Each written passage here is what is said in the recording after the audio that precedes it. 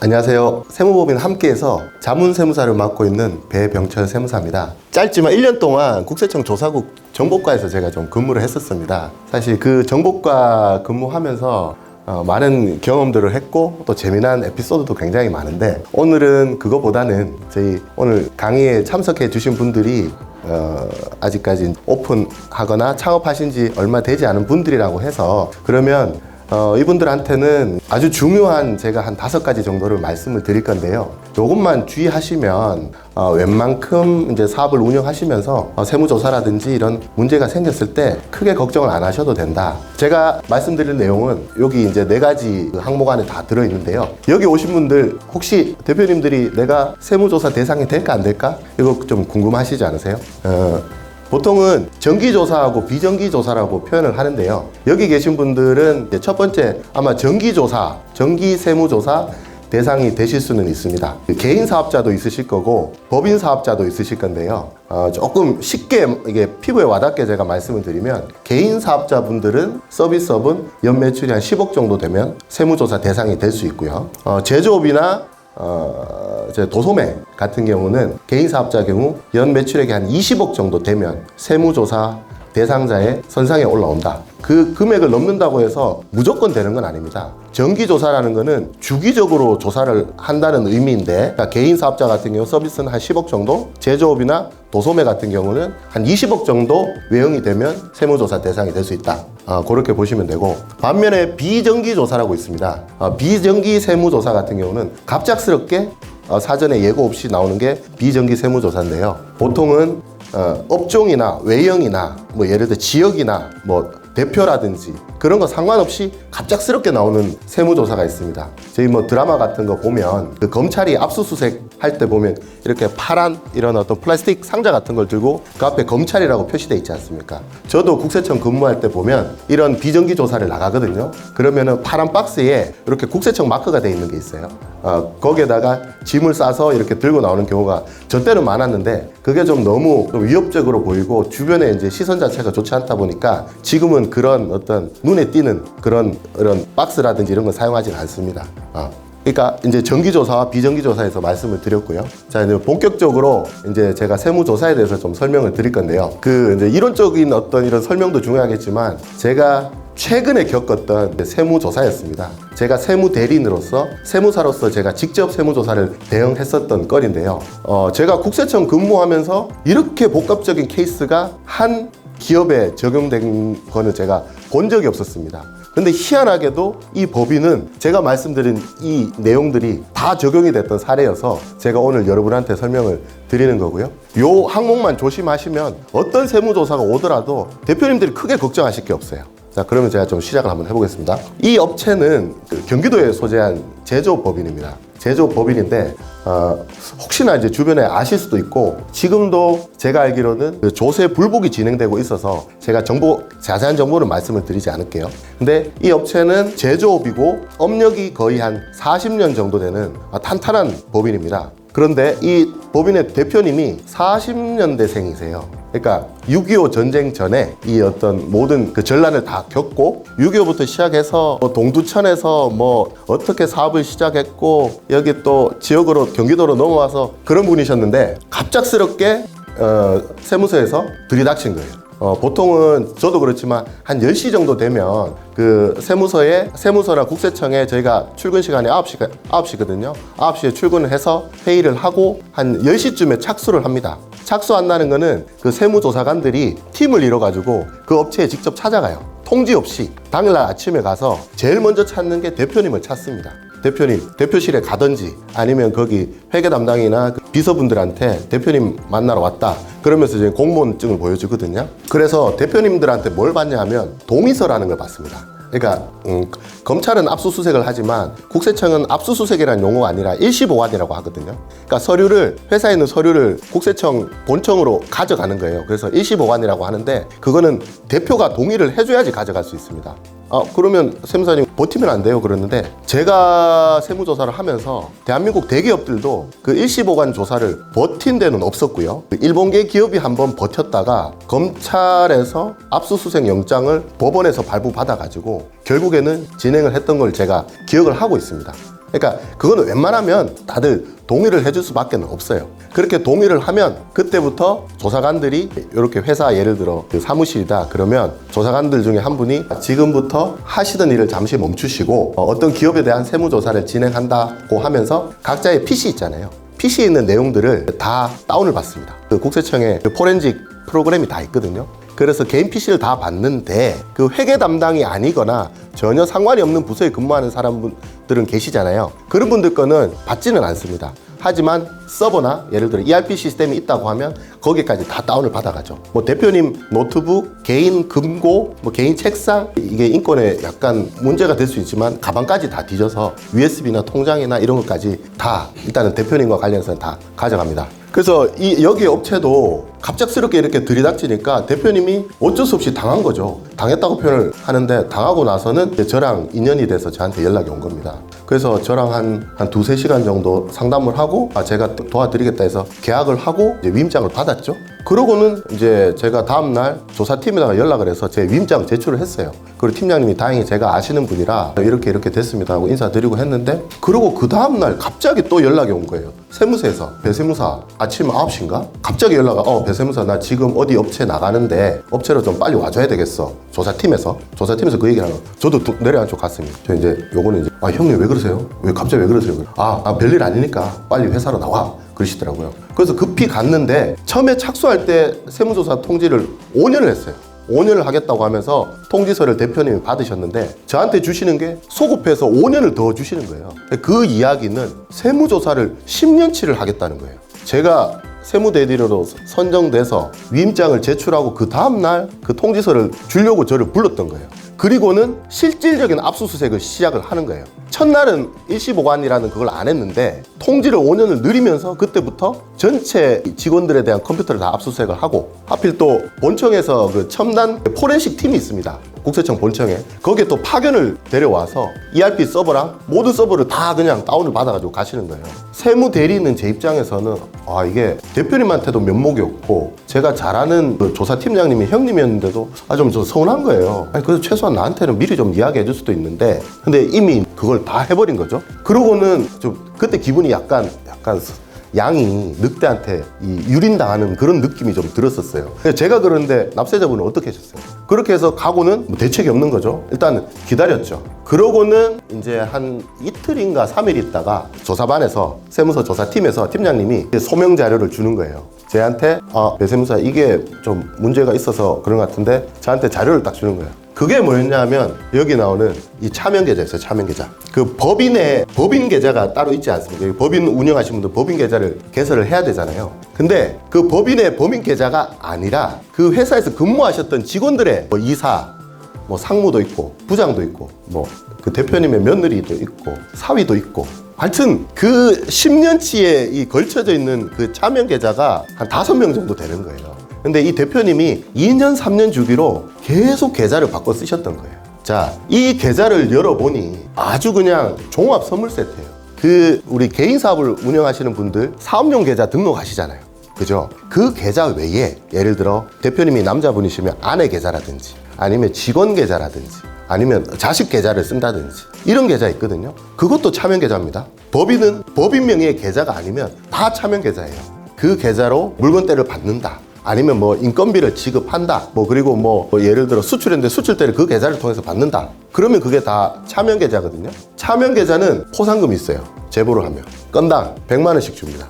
와가 아니죠. 왜냐하면 나중에 제가 설명드릴 탈세 제보를 하게 되면 이거는 제가 옛날에 저도 국세청에 근무할 때 교육받을 때 40억, 50억씩 제보 포상금 받아가는 경우도 있다고 하거든요. 그러니까 차명 계좌는 신고하면 100만 원 주는데 물론 이제 실적이 나와야 됩니다. 그 차명 계좌에 입금된 금액이 많아서 추징세액이 1000만 원 이상 넘어야 되는데 이 차명 계좌가 제보가 들어오면 취소가 안 돼요. 제보한 사람이 취소를 하고 싶어도 국세청은 탈세 제보, 차명 계좌 제보가 들어오면 절대 그걸 당사자가 취소를 하고 싶어도 절대 취소가 안 됩니다. 그건 어떻게든 과세 자료로서 활용을 할 수밖에 없어요. 근데 이 계좌를 열어보니 가관인 거예요. 이 계좌 안에는 여기가 이제 제조법인이니까 제조업을 하다 보면 부산물 같은 것들이 나오잖아요. 옛날에 우리 금형이나 틀 같은 걸 찍어내는 제조업은 이 부산물, 뼈조각이나 이런 것들이 부산물로 나오고 예를 들어 제지회사나 이런 데는 이게 그 폐지 같은 게, 파지 같은 게 또 나오지 않습니까? 그러니까 여기서도 그런 부산물 수입이 있었는데 이걸 뭐 예를 들어 고물상이나 그걸 사가는 사람들이 있어요. 근데 그 사람들한테 팔고 돈을 그냥 현찰로 받는 거예요. 근데 현찰로 받아서 이 차명 계좌에다가 직원을 시켜서 다 넣었던 거예요. 그게 제가 알기로는 한 20년 이상 30년 이상 해왔던 거고, 두 번째는 여기가 갑사가 있을 거 아닙니까? 이 업종에 갑사가 있을 거예요. 대기업은 아닌데 이 업종에서는 갑사가 그래도 여러분들도 알만한 그런 회사거든요. 그러니까 여기에다가 물건을 납품을 해야 되니까 자기 나름대로 40년 이상 업력이 있어서 로비를 계속 했던 거예요. 이 갑사에다가 한 게 아니라 이 갑사의 월급 사장님들, CEO들이 있거든요. 그 사람들하고 이 거래 관계를 유지하기 위해서는 주기적으로 로비나 접대를 했었어야 되는 거예요. 그러다 보니까 그 돈이 어디서 나옵니까? 자기가 갑이고 을인 하부업체에다가 그 세금계산서라든지 요걸 끊어서 받고 돈을 내려주는데, 예를 들어 거래를 100만 원 했는데 200만 원을 돈을 내려주고 세금계산서 200만 원을 끊는 거예요. 그러고는 그 100만 원만큼 차익은 현찰로 돌려받는 거예요. 그러니까 거기는 그런 식으로 많이 세금계산서를 받고 돈을 내려주고 돌려받는 식으로 또 비자금을 조성을 했던 거고요. 그리고 좀 요거는 좀 치사한데 접대비 같은 걸 보면 저희가 경조사 20만 원이지 않습니까? 근데 경조사비 예를 들어 10만 원 지급했는데 20만 원 지급했다라고 이렇게 달아서 10만 원 차익을 다시 이 계좌로 넣는다든지, 그렇게 차명 계좌로 쌓은 게 연 한 2억에서 3억 정도가 됐던 거예요. 근데 이걸 10년 모아보니까 30억이 넘어가는 거예요. 비자금 만든 게. 그러니까 크지는 않아요. 크지는 않는데 이런 행위를 계속 반복적으로 해오시고, 이걸 국세청에서 보고 단순하게 5년만 과세할 수가 없어서 일단은 10년으로 확대를 했던 거예요. 자, 근데 이 대표님이 저랑 처음 미팅을 할 때 했던 말씀이 뭐냐면, 이거는 100% 탈세 제보다. 탈세 제보라는 거는 외부의 누군가가 이 업체에 어떤 세금을 포탈하는, 세금을 탈루하는 정황이 있으니 증거물을 가지고 국세청에다 신고한 경우거든요. 그걸 탈세 제보라고 합니다. 이 제보 포상금은 한도가 제가 없는 걸로 알고 있어요. 그래서 몇십억까지도 되는 걸로 알고 있는데, 이 세무조사 나오기 석 달 전인가 넉 달 전에 자기 직원이 자기 사장실로 찾아왔다는 거예요. 내가 이런 정보가 있으니 사장님, 저 이제 60 다 돼 가는데, 이분이 40년대생이니까 80이 다 되셨을 거 아니에요. 근데 60 다 된 그 격리를 담당하는 부장님이 오셔가지고, 사장님, 내가 십몇 년 동안 내가 이 짓을 했는데 나 이거 가지고 여기 신고하면 나 이거 포상금도 받고 하는데 이거 내가 눈 감아 줄 테니 나 한 3억 챙겨줘 라고 했던 거예요. 근데 그 대표님이 알았다, 미안하다, 이거 챙겨줄 테니까 너 조용하게 나가, 합의금 주고 나가, 이렇게 하실 스타일이 아니에요. 6.25 겪었지, 뭐 다 겪은 거예요. 월남전 겪었지, IMF 겪었지, 자기는 다 겪었던 거예요. 그리고 과거에 어설프게 정기 세무조사를 받았던 경험이 있으셨는데, 그때만 해도 그냥 대충 알아서 세금 조금 해서 내고 끝냈다는 거예요. 그래서 세무조사에 대해서 너무나 그냥 쉽게 생각하신 거죠. 그리고 아니, 내가 40년 넘게 이렇게 당당하게 내가 이렇게 회사를 이끌어왔는데 너 같은 놈이 날 협박해? 그러니까 이게 강대강으로 붙어버린 거예요. 그러고는 이분은 이제 밤잠을 설치시면서 본인이 기장을 맡기고 있는 세무사님한테, 야, 이거 이런데 빨리 수정신고하거나 빨리 이거 조치해야 되지 않냐라고 하는데, 그 사이에 기장을 맡으신 세무사님이 미국을 가셨다는 거예요. 그런 와중에 세무조사가 나왔다는 거예요. 그래서 근데 저는 국세청에서 절대 탈세 제보라는 얘기를 안 하거든요. 왜냐하면 제보자가 특정되는 순간 뭐 어떤 일이 발생될지 몰라요. 칼부림이 날 수도 있고. 그래서 절대 특정하지 않는데, 저희가 이게 제보라는 걸 확신하게 된 게 그런 사건도 있었어요. 정말 세무조사가 나오기 전에 담당자가 와서 협박한 것도 있었지만, 더 웃긴 건 뭐냐면 그때 압수수색 해갔다고 했잖아요. 그런데 차명 계좌를 국세청에서 들고 와서 이걸 소명하라고 한 거예요. 이 자료를 만든 사람이 격리부장이고 그 밑에 격리 과장인가 이래요. 이 두 사람이 이거를 이제 대표님 지시 아니면은 하여튼 그 지시를 통해서 이 장부를 만든 거예요. 그러니까 대표님은 이게 있는지 없는지도 몰랐던 거예요. 야, 이게 있는데, 이게 국세청에서 소명하라고 왔는데 이 자료 빨리 좀 줘봐라. 그러니까 그분들이 뭐라고 했냐면, 저희는 1년 단위로 회계 자료를 다 삭제하기 때문에 자료가 없습니다, 이렇게 얘기를 한 거예요. 그러니까 대표님하고 그 가족들은 난리가 난 거죠. 아니, 분명히 이게 이런 자료를 소명하라고 왔고 자기들은 모르잖아요. 오너들은 모르거든요. 행위는 했지만 이렇게 디테일한 걸 어떻게 알겠어요. 그래서 제가 아이디어를 냈죠. 그 조사 팀장님한테 제가 얘기를 했어요. 회사 내부적으로 회계 담당이 이게 없다라고 하는데 저희가 그럼 이걸 어떻게 소명하죠? 그러니까 아니, 없긴 왜 없어? 그 전산 자료 우리가 가져올 때 그 컴퓨터 안에 다 있던데 하시면서 장부 원본을 저한테 넘겨주시더라고요. 그러니까 100% 이게 제보라는 게 확신이 선 거죠. 그러니까 이미 회사 측에서는 이제 다 내려놓고 어떻게 이거를 다 대응할까 이렇게 된 거죠. 그 회사는 매출 누락, 거짓 세금, 3번 보시면 됩니다. 이 회사는 매출 누락, 거짓 세금 계산서, 가공경비가 예를 들어 뭐 실제 일하지 않은 직원에 대한 인건비라든지 뭐 이런 부분을 가공경비라고 합니다. 가공경비, 차명 계좌, 세금 계산서 이런 것들이 복합적으로 다 문제가 됐었던 거죠. 그래서 이분들은 추징세액이 거의 한 20억 정도 나왔었어요. 그 차명 계좌에서만. 근데 문제는 뭐냐? 아까 제가 10년 말씀드렸잖아요. 근데 여기서 하나 더 터진 게 이겁니다. 차명 주식. 작년에 제가 대응을 했으니까 그 옛날에 상법상 96년도 7월 이전에는 주주 발기인이 7명이어야 되는 상법상의 명시 규정이 있었어요. 2001년도 이후부터는 상법이 개정되면서 주주의 제한도 없고 옛날에는 자본금 5천만 원 무조건 맞추었어야 되는데 지금은 그런 규정들이 다 없어졌습니다. 근데 이분이 업력이 40년 되다 보니까 여기에는 본인이 100% 설립자고 본인 주식인데 차명주주 6명이 따로 있었던 거예요. 그러니까 그걸 회사 기업이 커지니까 주식 가치가 높아지잖아요. 근데 본인이 80이 다 돼 가니 이 주식을 빨리 되찾아와야 되는 거예요.